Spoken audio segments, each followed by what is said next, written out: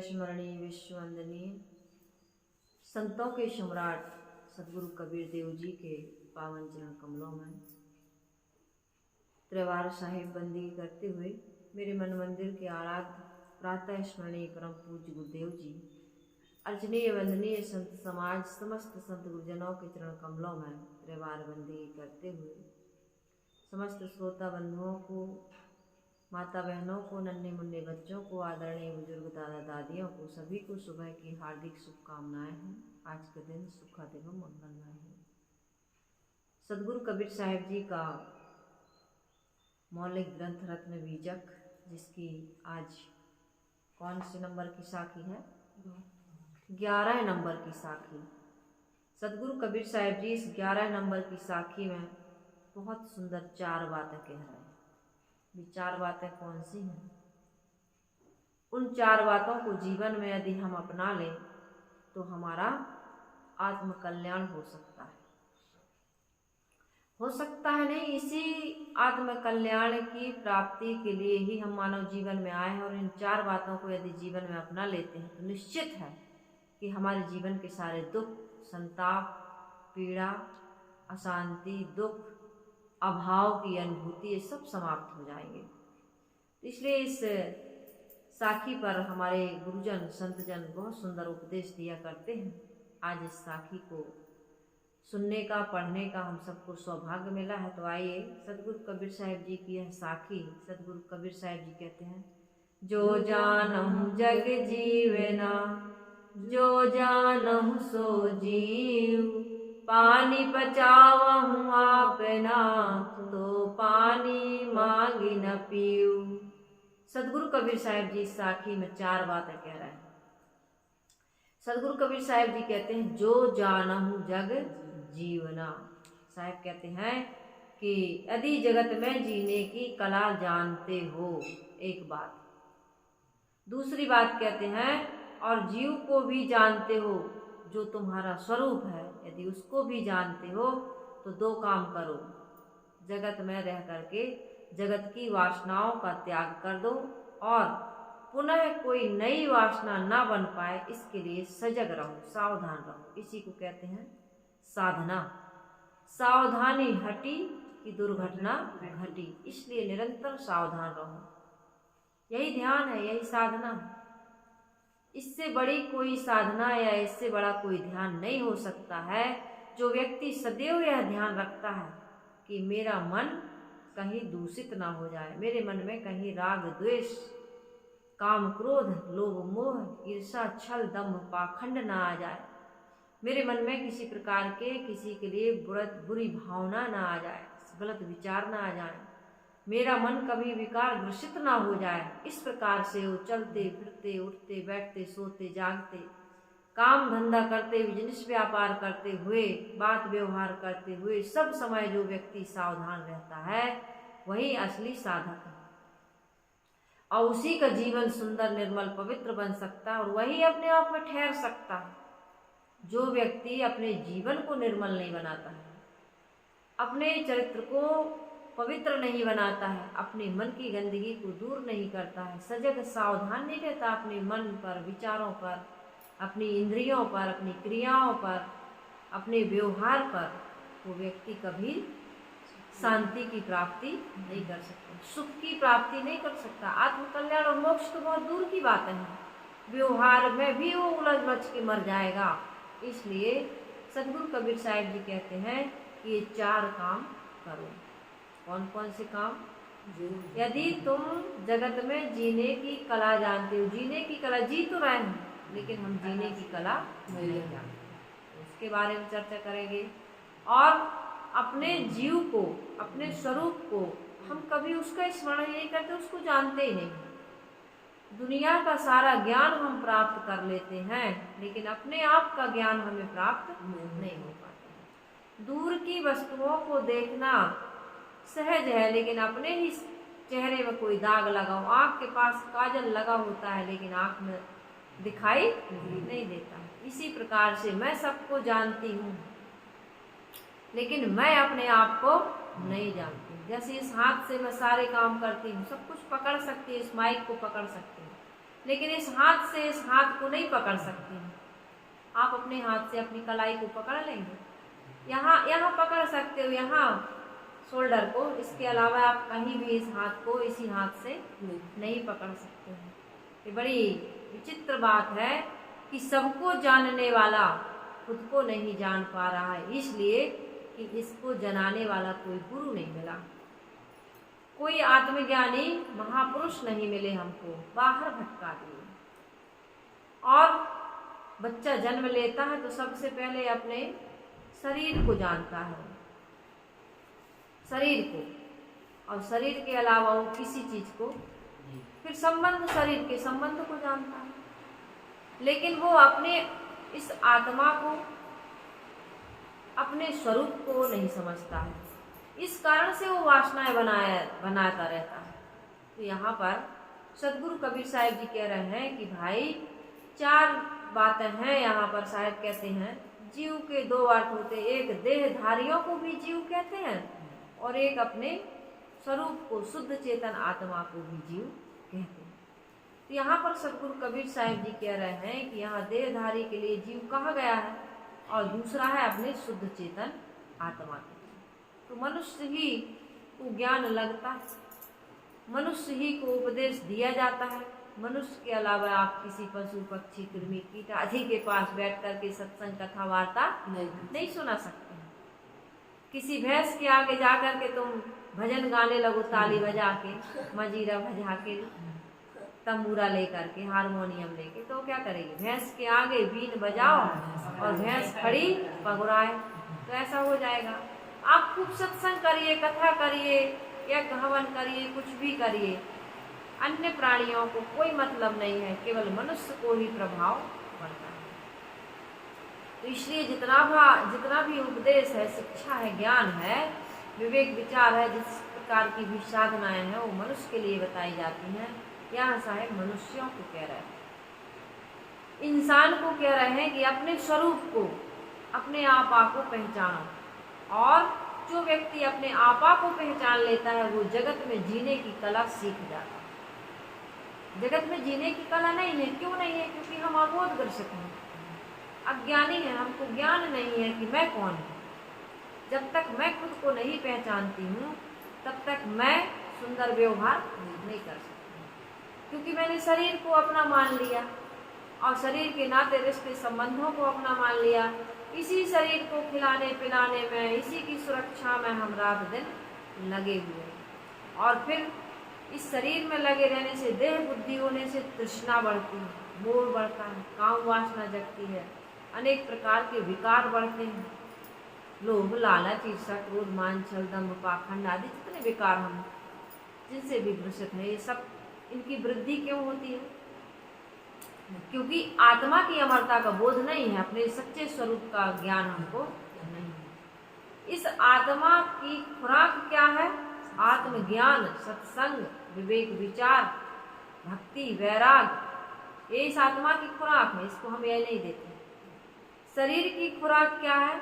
ये भोज्य पदार्थ जितने भी हैं, चाहे लिक्विड तरल हो, चाहे ठोस हो, जैसे गेहूँ अनाज वगैरह जो हम लेते हैं, या फिर हम फल फूल दूध दही मही जो भी लस्सी आदि का सेवन करते हैं, इससे शरीर हमारा बढ़ता है, पुष्ट होता है, स्वस्थ रहता है, लेकिन आत्मा पर कोई प्रभाव।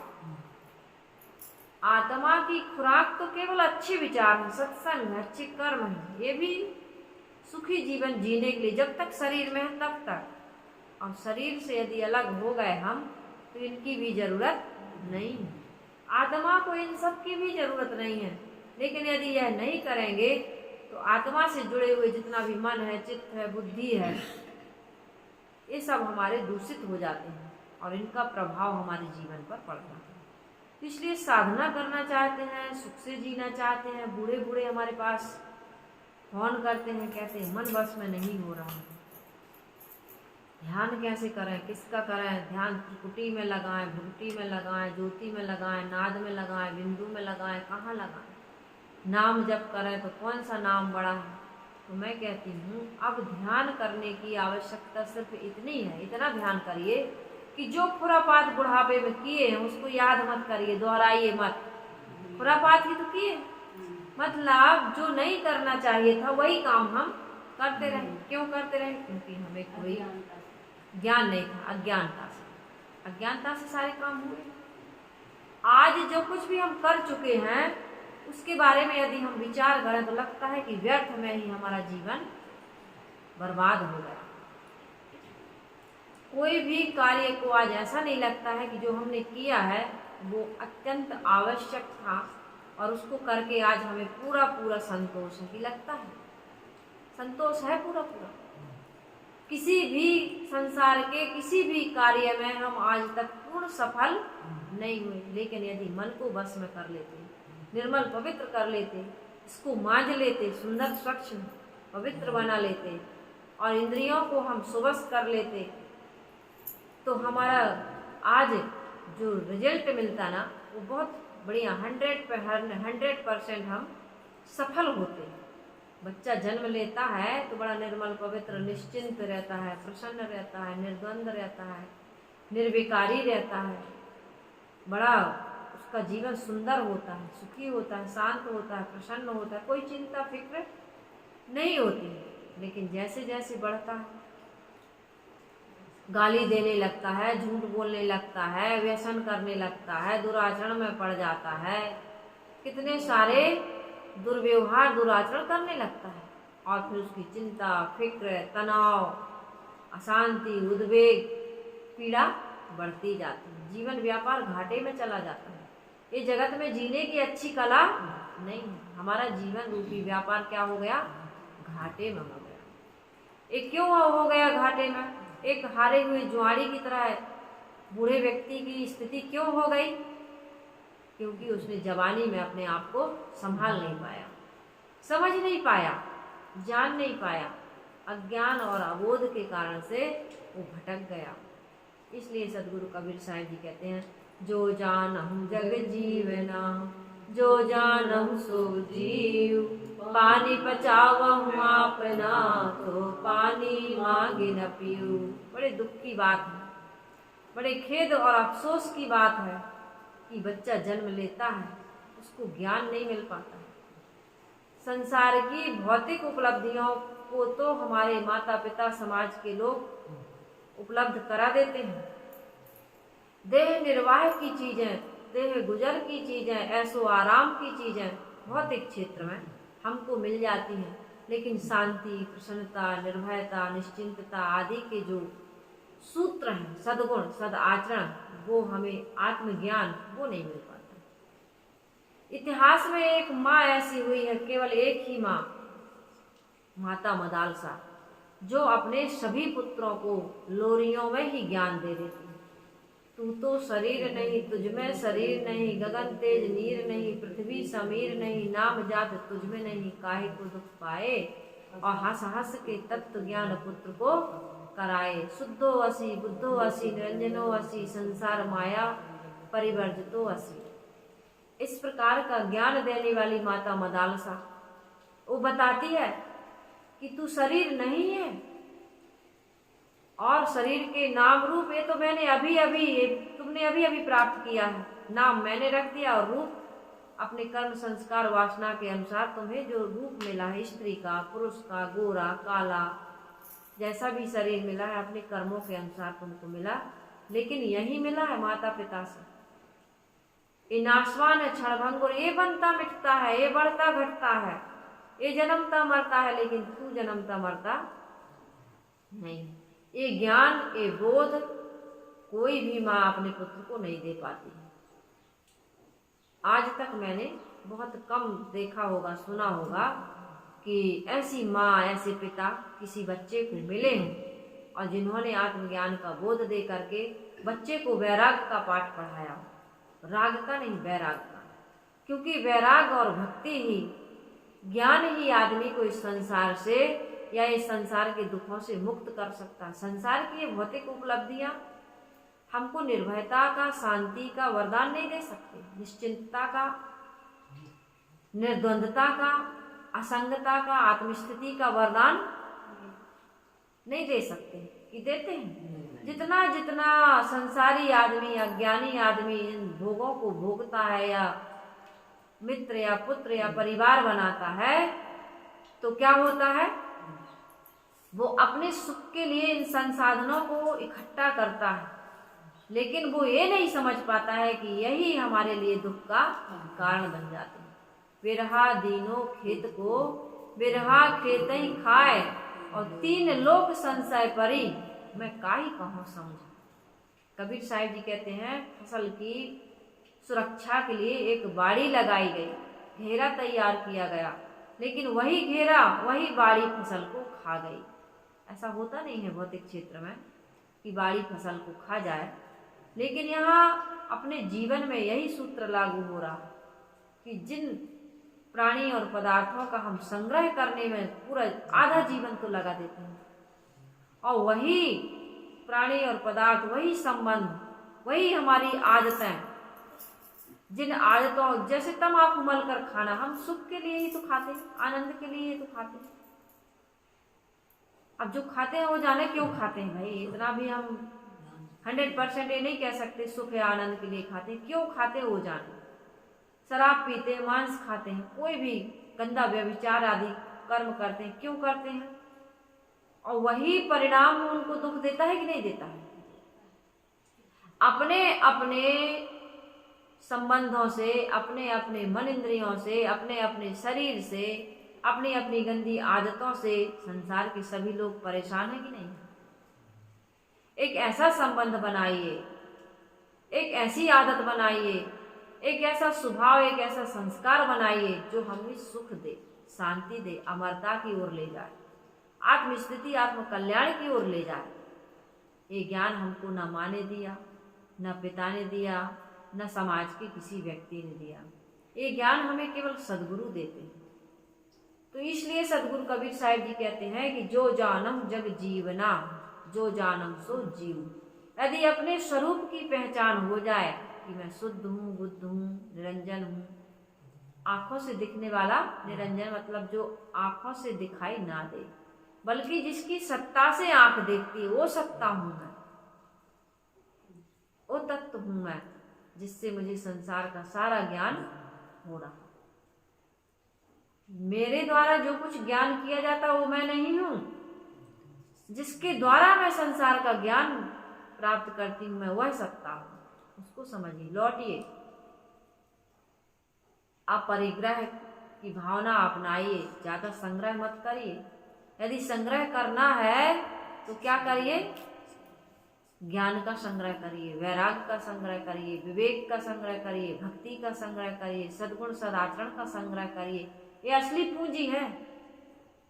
हम नकली धन में, छूटने वाले धन में, भौतिक प्राणी पदार्थों में आसक्त हो चुके हैं। इसलिए साहिब जी कहते हैं कि भाई पानी पचावहु आपना, पानी अर्थात वाणी, वाणी अर्थात वासना। भ्रामक शब्दों में मत पढ़िए कि ईश्वर ब्रह्म परमात्मा सुख शांति मोक्ष कल्याण हमसे अलग है। इस भ्रम को बिल्कुल समाप्त कर दीजिए। हमसे अलग कुछ भी नहीं, जो है वो माया है, वो मिलेगा और छूट जाएगा। लेकिन मेरा असली जो धन है, संपत्ति है, सत्ता है, आत्म अस्तित्व का जो बोध है, वो मुझसे अलग नहीं है। मेरा ईश्वर, मेरा परमात्मा, मेरी शांति, मेरा सुख, मेरा कल्याण मुझसे बाहर, मुझसे अलग किसी लोक लोकांतर में नहीं हो सकता। कैसे होगा?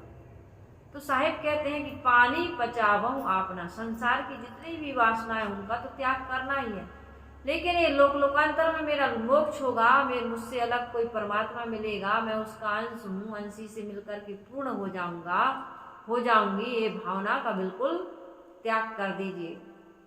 ये भी एक प्रकार की वासना ही है। पूर्ण साहिब जी कहते हैं केवल मुक्ति आशा रहे तेहु है बंधमान, और सुखिया सदा निराश पर सुन वैराग्य निधान।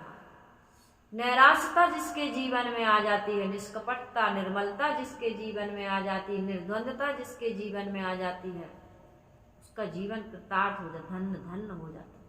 और इसी के लिए हम आए हैं, इसी के लिए ये मानव जीवन की हमें प्राप्ति हुई है।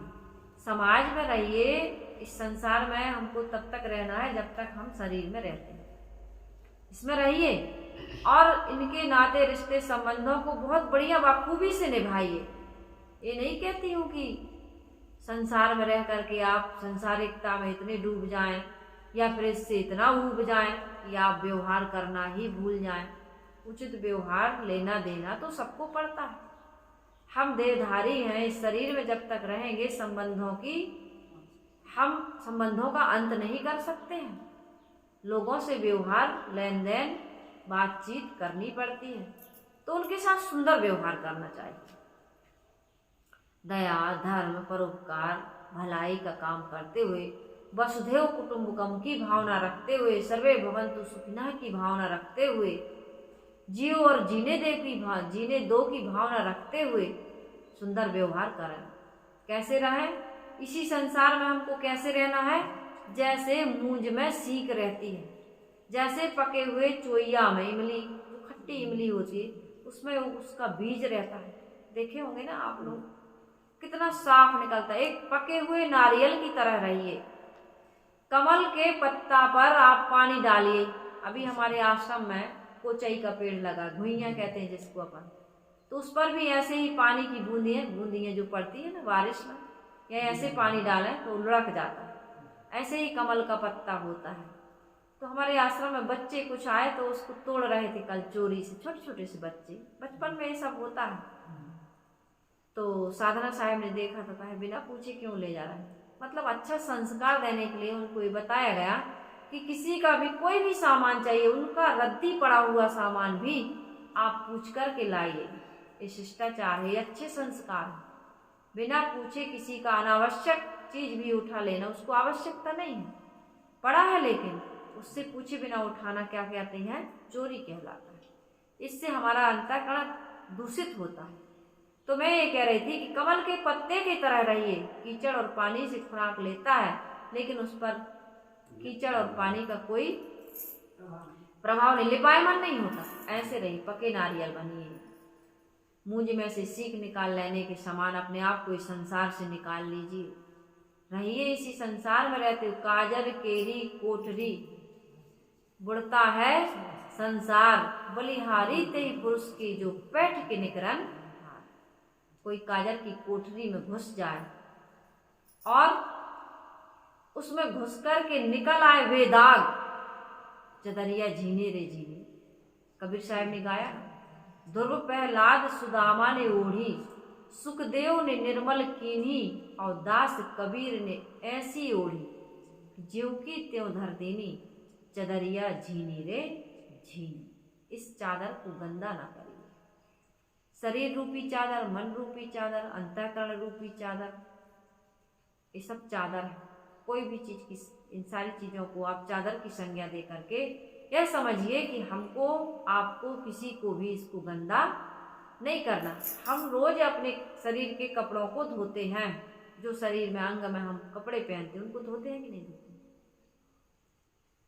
जिस मकान में रहते हैं उसकी सफाई करते हैं। जिस सामान को हम यूज करते हैं, इस्तेमाल करते हैं, उसकी रिपेयरिंग करते हैं कि नहीं करते? कुछ भी कहीं टूट फूट हो जाए, बिगड़ जाए, उसको ठीक करते हैं। लेकिन मन को, अपनी आदत को, अपने आचरण को, इसकी रिपेयरिंग नहीं करते। कोई बता दे तो नाराज हो जाते हैं, उससे द्वेष करते हैं, उससे घृणा करते हैं, नफरत करते हैं, उसका अहित चाहने लगते हैं और अपने आप को, अपने जीवन को, अपने आचरण को हम गंदा कर लेते हैं। साहिब कहते पानी पचावम आपना। ये जितने प्रकार की गंदी वासनाएं बनी हुई हैं, गंदा स्वभाव, गंदा आचरण बना हुआ है, इसको समाप्त कर दो। इसी के लिए मानव जीवन एक कर्म भूमि का स्वतंत्र नरदेह में हम और आप आए हुए, इस काम को हम इधर कर सकते हैं। अन्न खानियों में मैंने कहा ना कि कभी भी नहीं कर पाएंगे। कहाँ कर पाओगे बताओ? अन्न खानियों में ये गुंजाइश ही नहीं। वो तो भोजन और प्रजनन में लगे हुए हैं, या तो फिर सो जाते है ना। सुबह से शाम तक उनका पेट ही भर जाए बहुत बड़ी बात है। डरते हैं एक दूसरे पर, वो लोग हमला करते रहते हैं। ऐसा सुरक्षित भवन बना कर के वो नहीं रह सकते। ठंडी गर्मी, भूख प्यास सब दुख को वो सहन करते रहते हैं। लेकिन मानव जीवन में कितना बढ़िया जीवन है, इसमें हम कर्म करने की स्वतंत्र भूमिका को प्राप्त कर चुके हैं।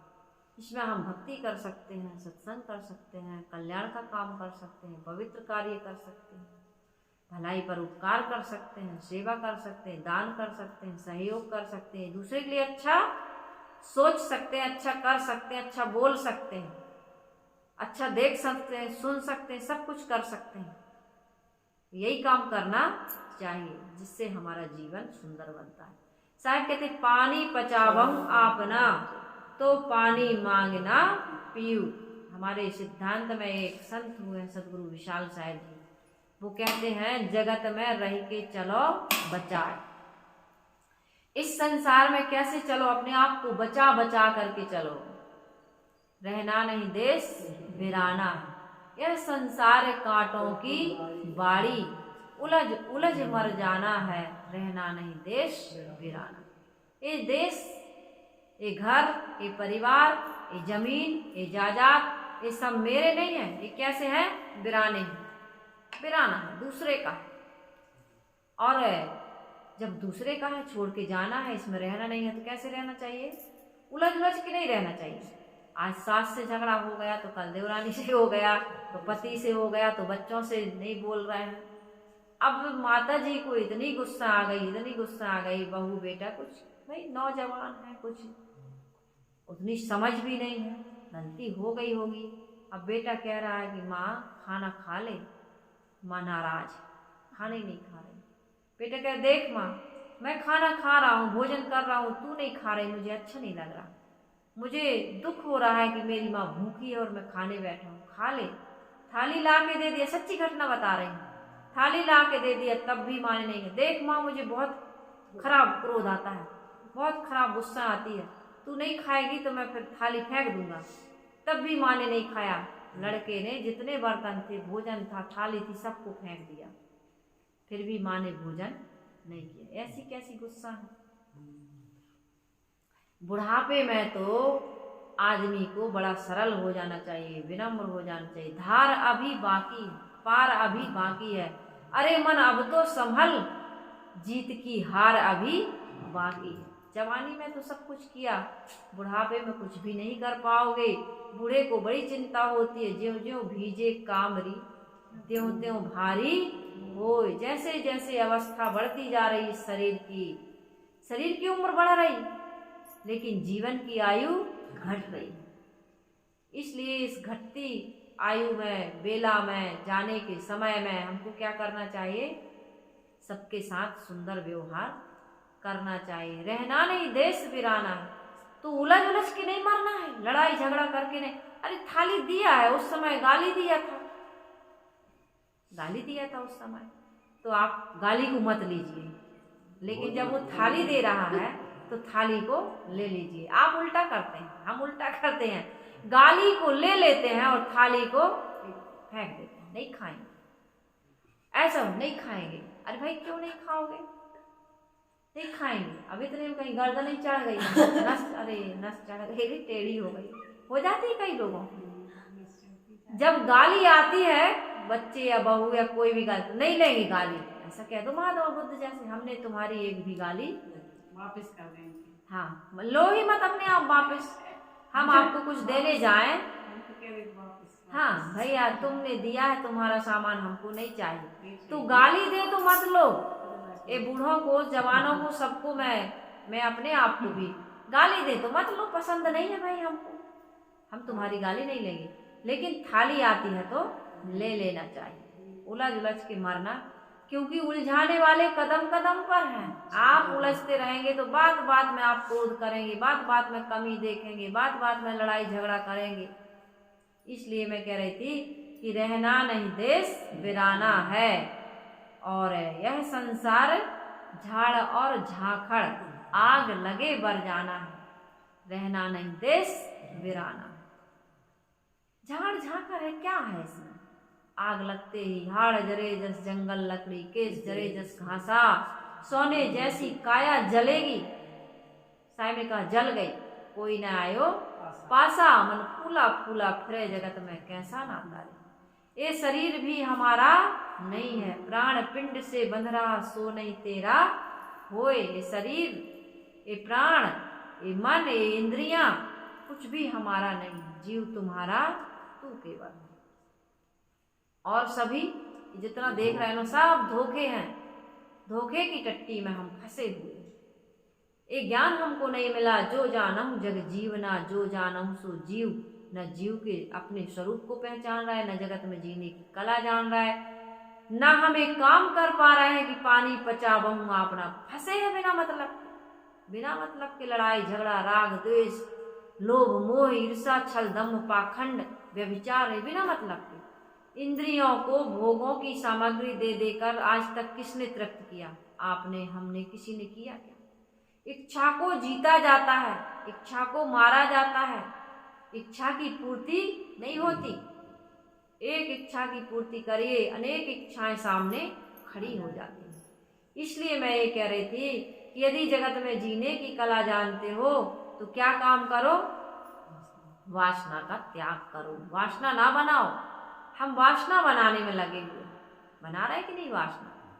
और साहब कहते हैं कि वासना का त्याग करते हुए नई वासना ना बनाओ। हम वासना का त्याग तो नहीं कर रहे, नई वासना बनाते जा रहे। उस वासना के प्रवाह को, उसके वेग को हम काट नहीं पा रहे, रोक नहीं पा रहे। क्यों?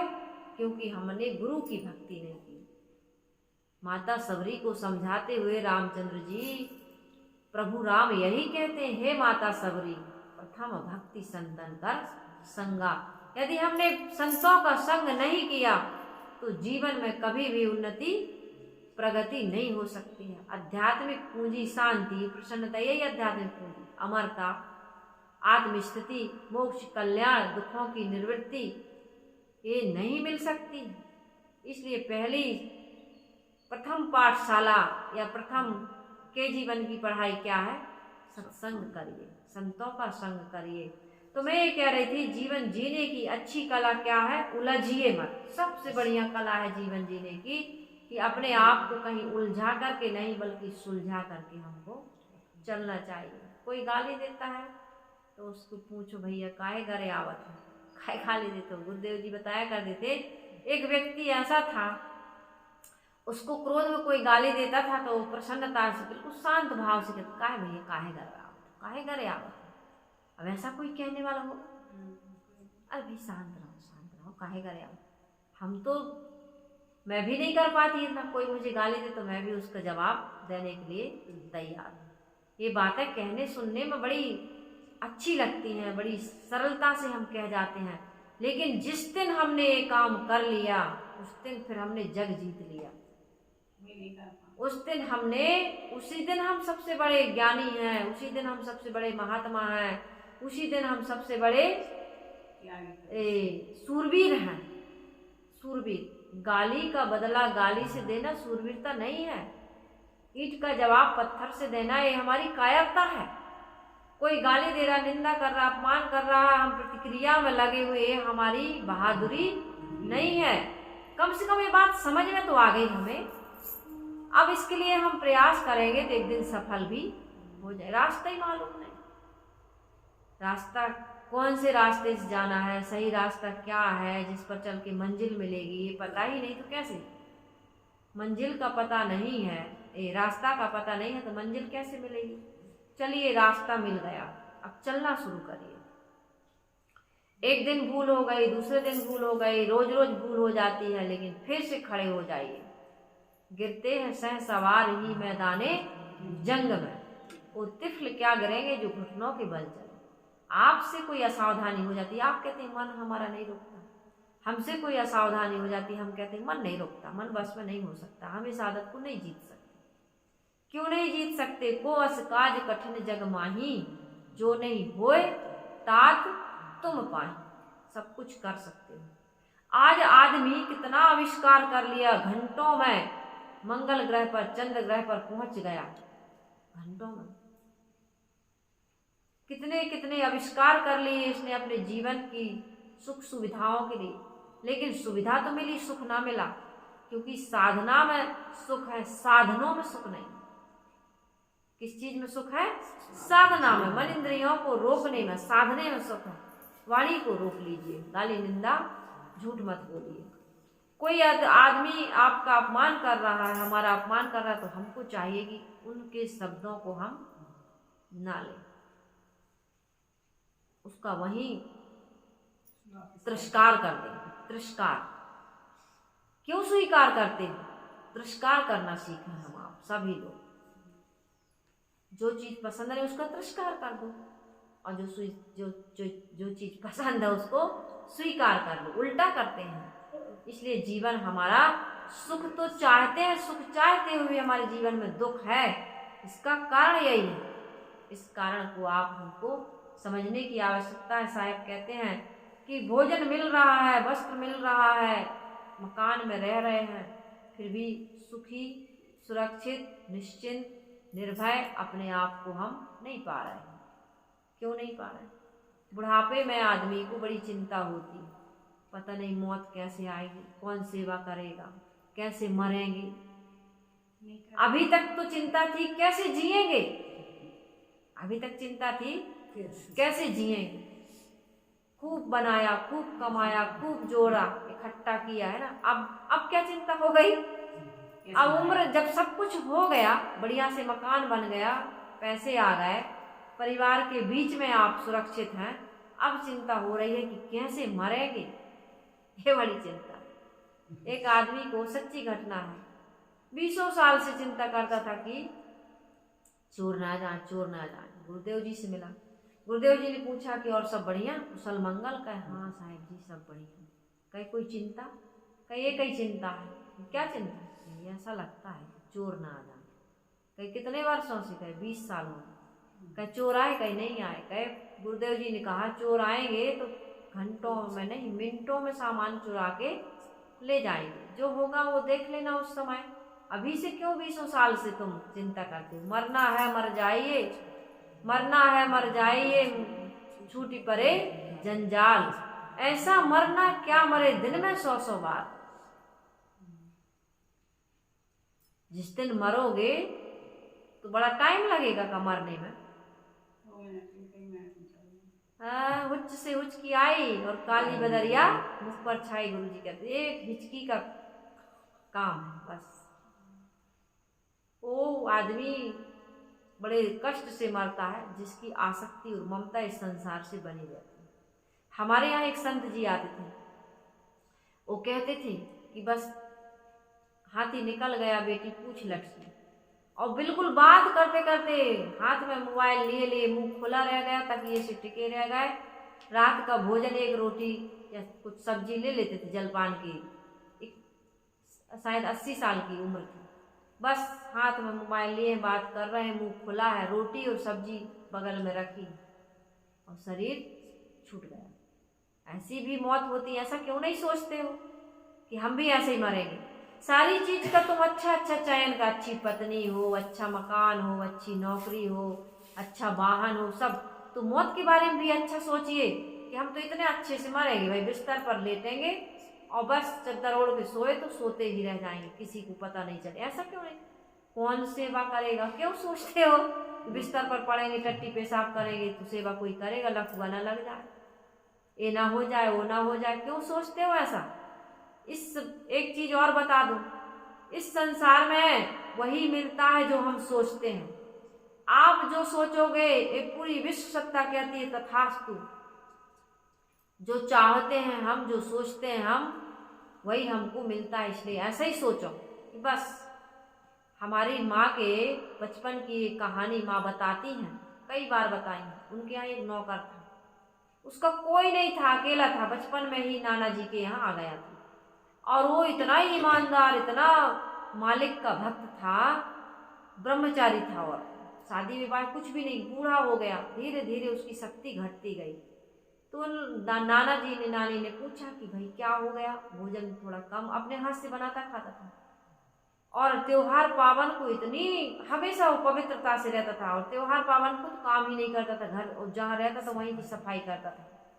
पहले का जमाना था, मिट्टी से लीपना, गोबर से लीपना, ये सब करते थे। अनेक प्रकार के रंग डाल के नहीं लीपते थे लोग, लाल पीली मिट्टी से। तो बड़ी साफ सफाई से रहता था वो।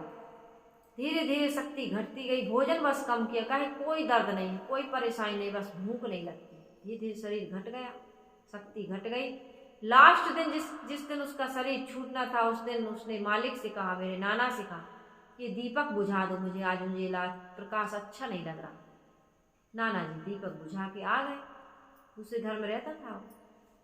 और सुबह जाकर के देखे कि आज कुछ अजीब सा लग रहा है, ये हमारा नौकर उठा क्यों नहीं?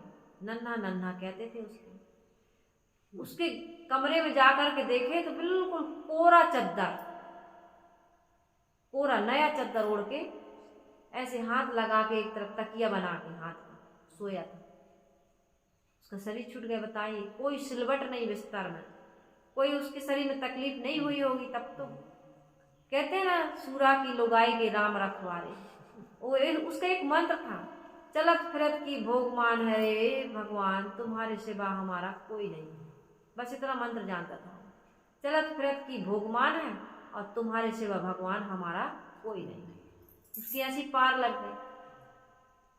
हमारे माँ की मामी वो बिस्तर लगा करके रात में सोई, बढ़िया सबको खिलाई पिलाई, सबसे बात की, नातनी से अपनी बैनी गुथवाई, चोटी बनवाई और बढ़िया से जाकर के बिस्तर में सोई। सुबह 8 बज गए, उठी नहीं।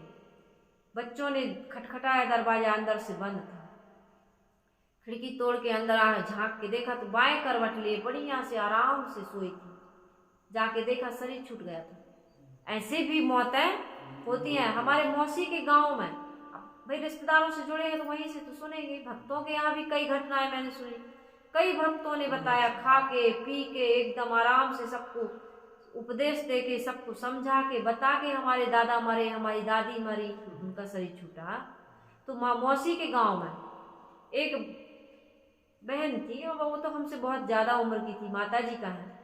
उनका विवाह हुआ, ससुराल में पता नहीं किस कारण से नहीं रही, मुझे नहीं पता, बचपन की बातें हैं, लेकिन मरी अभी है, उसका शरीर अभी छूटा।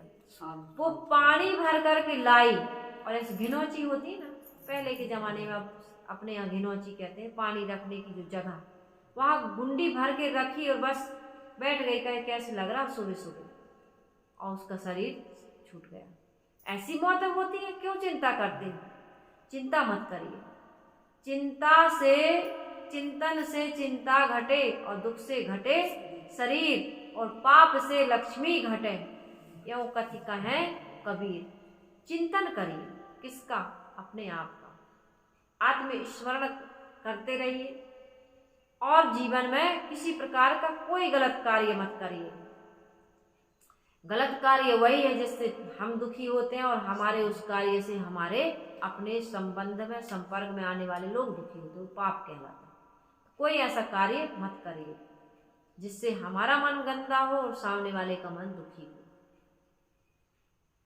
इस प्रकार से काम करते हुए, जीवन को सुंदर, निर्मल, पवित्र बनाते हुए, सदगुरु कबीर साहब की साखी के अनुसार यदि हम जीवन जी रहे हैं, अपने जीवन को ऐसा बना पा रहे हैं, तो हमारा ये मानव जीवन क्या हो जाएगा? सुखी हो जाएगा। साहब कहते, पानी पचावहु आप ना तो पानी मांगना पीऊ। पानी अर्थात वासना का त्याग करते जाएं, नई वासना ना बन पाए, कर्तव्य समझ के लोगों के साथ सुंदर व्यवहार करते जाएं और किसी चीज की मोह ममता आसक्ति मन में ना रखें, क्योंकि ये हमें बांधने वाली है। ये पुनरपि जननम पुनरपि मरणम पुनरपि जननी जठरे शयनम में डालने वाली है। इसलिए इन बातों पर ध्यान दें, अपने जीवन को निर्मल पवित्र बनाने का काम करें। इसके लिए रोज सत्संग करिए, स्वाध्याय करिए, साधना करिए, मन इंद्रियों को रोज मांझिए, रोज पवित्र करिए, ध्यान चिंतन करिए। इन्हीं शुभकामनाओं के साथ कि हम सबका जीवन सुंदर बने, सभी लोग हम आत्म कल्याण की ओर अग्रसर हों, समाज के लिए सुंदर एक सुमधुर वातावरण हम स्थापित कर सकें। हमारा जीवन, हमारे अपनों का, सबका जीवन सुखी हो, सुंदर हो। इन्हीं शुभकामनाओं के साथ आइए हम सभी लोग गुरु वंदना कर लेते हैं।